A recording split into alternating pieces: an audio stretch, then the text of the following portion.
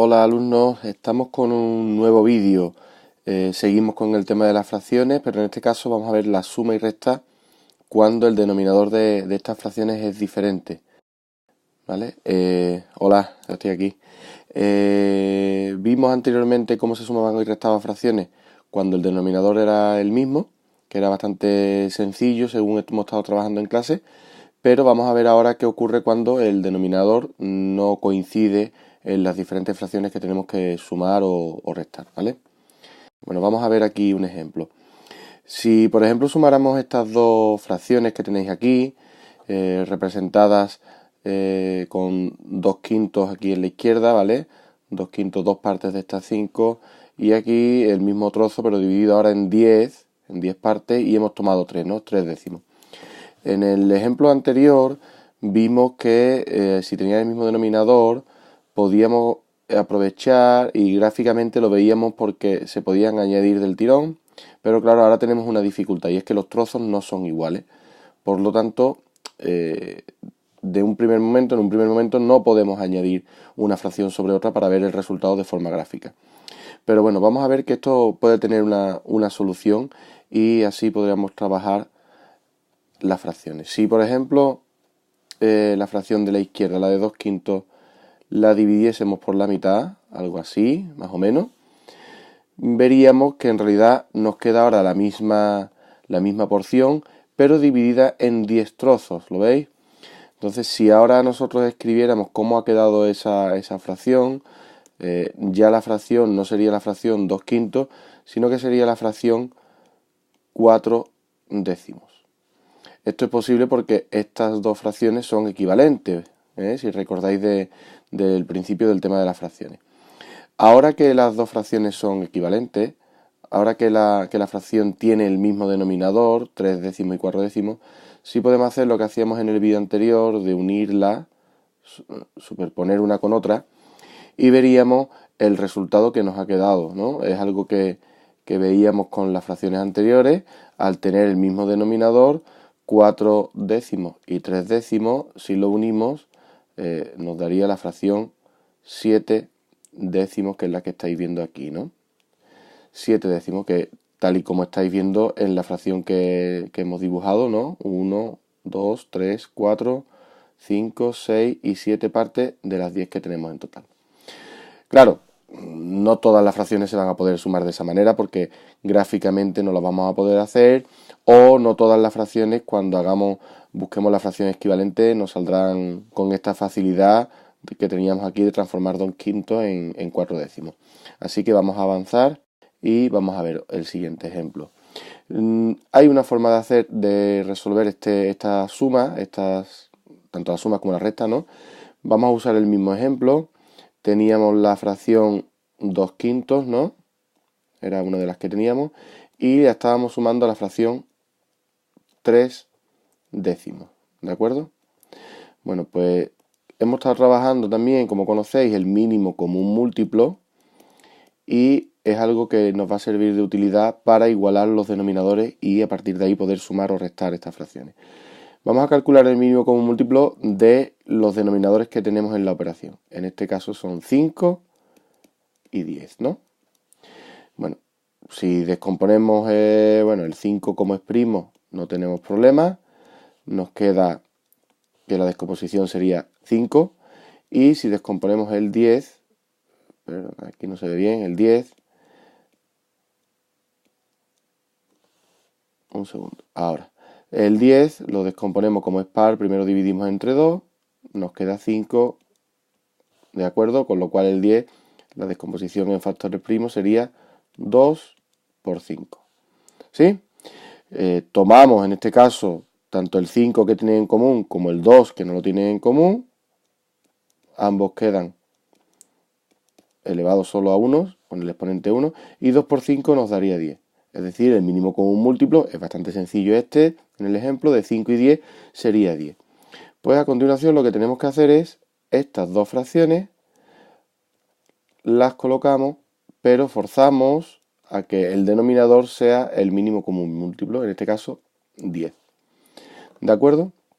Y ahora viene lo siguiente. Si aquí hemos transformado la fracción el denominador en 10, ese 10 lo dividimos entre el denominador original, entre 5, nos da 2, y ese 2 lo multiplicamos por el numerador, ¿de acuerdo? Por 2. 2 por 2 nos va a dar 4 y ese va a ser el numerador de la nueva fracción. Así que lo colocamos, 4. Lo repito con el número ya delante. 10, que es el mínimo común múltiplo, lo dividimos entre el denominador original, 5, nos da 2, y ese 2 lo multiplicamos por el numerador, 2 por 2 nos dará 4 y ese es el numerador de la nueva fracción. ¿De acuerdo? En el caso de la fracción de la segunda fracción, 10 entre 10 es 1 y al multiplicar 1 por 3 no va a cambiar, va a seguir siendo la fracción 3 décimos.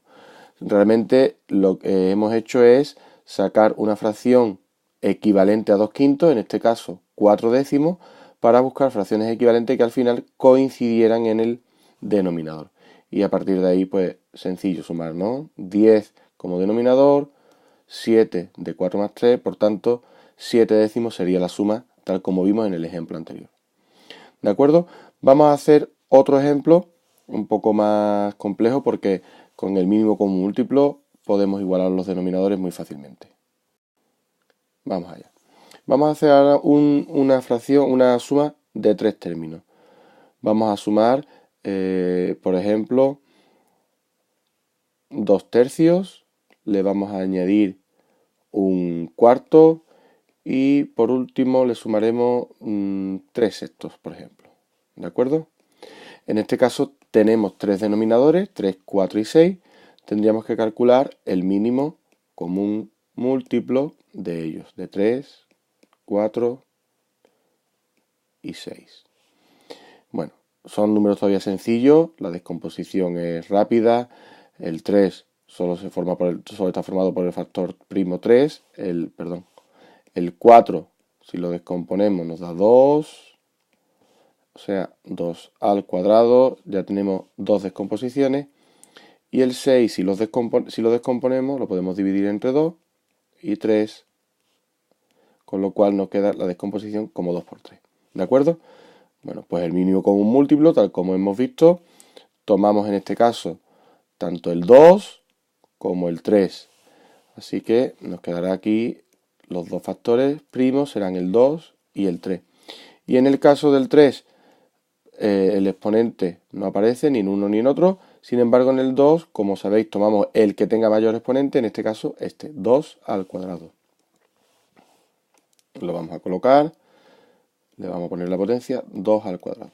Si resolvemos eso, 2 al cuadrado es 2 por 2, o sea 4. 4 por 3 nos daría 12. ¿De acuerdo? Bueno, pues este va a ser el denominador que tengan en común las fracciones que hay arriba y por ahí buscaremos las fracciones equivalentes. Vamos a hacerlo en una sola fracción ahora.